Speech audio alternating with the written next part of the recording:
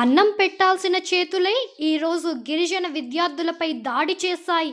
అల్లూరి సీతారామరాజు జిల్లా జీకే వీధి మండలం దారకొండ హైస్కూల్లో చోటు చేసుకున్న ఈ ఘటన రాష్ట్రాన్ని కలచివేస్తుంది.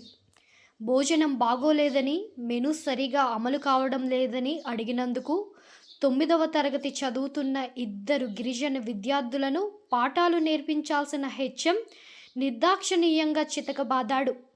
ఈ దాడిలో హియల్ ప్రభుదాస్ అనే విద్యార్థి పిట్స్ వచ్చి అక్కడికక్కడే కుప్పకూలిపోయాడు.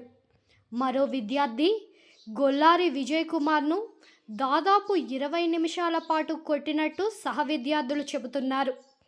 గాయాలతో విలవిలలాడుతున్న విద్యార్థులను ముందుగా దారకొండ ప్రభుత్వ ఆసుపత్రికి, తర్వాత చింతపల్లి, చివరకు నర్సీపట్నం ఏరియా ఆసుపత్రికి తరలించారు. విషయం తెలుసుకున్న తల్లిదండ్రులు ఆసుపత్రికి చేరుకొని కన్నీరు మున్నీరయ్యారు.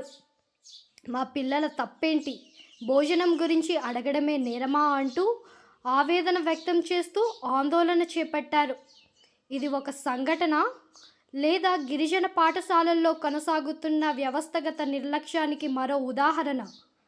పిల్లలు భద్రతకు బాధ్యత వహించాల్సిన విద్యాశాఖ ఎక్కడుంది?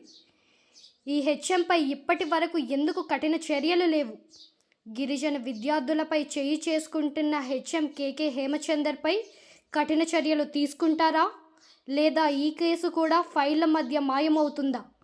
ఎన్నో ప్రశ్నలు, సమాధానాలు ఎప్పుడు? ఇది పాడేరు ఫరెవర్ న్యూస్ ప్రశ్నిస్తూనే ఉంటుంది.